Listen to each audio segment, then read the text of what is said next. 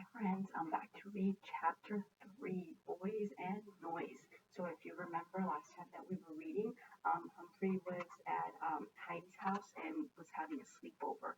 And the last thing, if you remember, something was coming up close to him and it was a snake. So let's find out what happens in chapter 3. I ran and ran inside my hamster ball trying to steer it away from the snake. Suddenly, I was blinded by a bright light. There you are, Humphrey, Miranda shouted. She scooped up my hamster ball and held it in her hand. Thanks, thanks, thanks, I squeaked. You saved my life. Don't be afraid, Miranda said. That's just the hose. It can't hurt you. Phew! So the fur racing snake was really just a harmless host, but I have to admit that creepy crawly creatures were a little bit scary after all. The girls decided it was time to go inside the tent. There were 4 sleeping bags on the ground. My cage was on a small wooden table, and Miranda set me inside. It was dark outside, but it was light inside. There was a tall electric lantern on the table, and the girls had their flashlights. Heidi taught her friends a funny thing called Morse code. She had cards with dots and dashes on them. The dots and dashes could be used to spell out words. The girls could use their flashlights to send each other messages on the tent ceiling. They flicked them on and off to make long and short flashes. The short flashes were dots. Long ones were dashes. I didn't have a card, but after Saye flicked her flashlight a few times, Miranda said, You spelled hello. Heidi spelled a longer word, camping, Saye said. Miranda spelled a really Long long word. Gail shouted out, Humphrey, and everyone laughed. I'd never seen my name in Morse code before.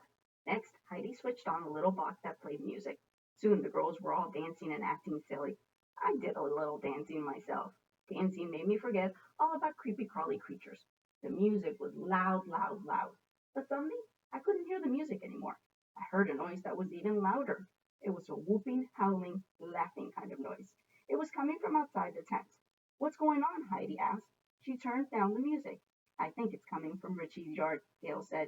Richie was also in room 26, and he lived next door to Heidi.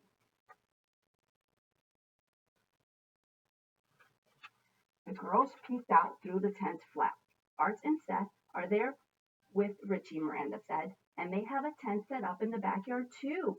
The noise was very, very loud. The boys shouted and shrieked and ran around waving their hands. Heidi turned up the music. As the music inside the tent got louder, the boys got louder, too.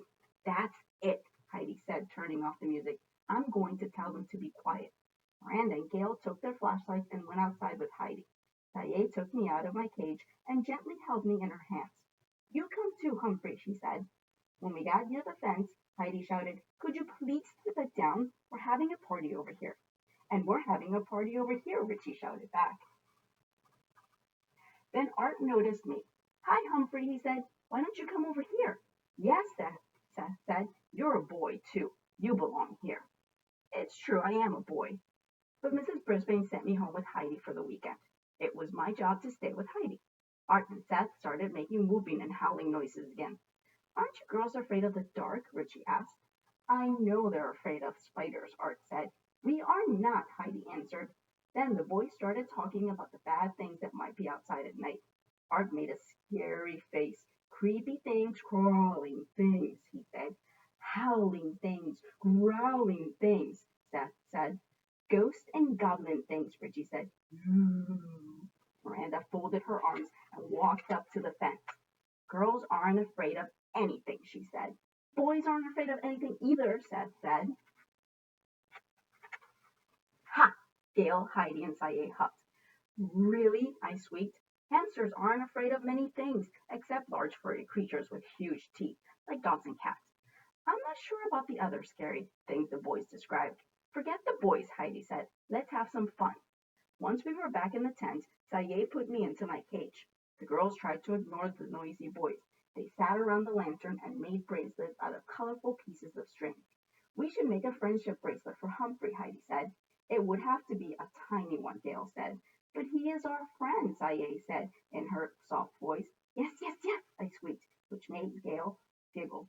Of course, Gail said. Saye tied a friendship bracelet to my cage, which was unspeakably nice. After a while, the boys stopped making noise. It was nice and quiet. Maybe it was a little too quiet. I guess the boys got tired, Heidi said.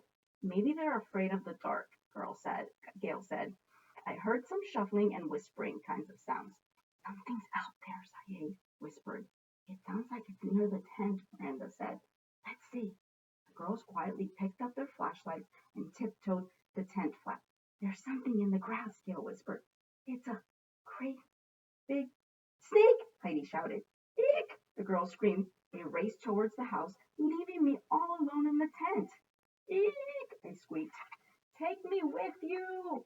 By then they were too far away to hear me, so I did what any small hamster would do.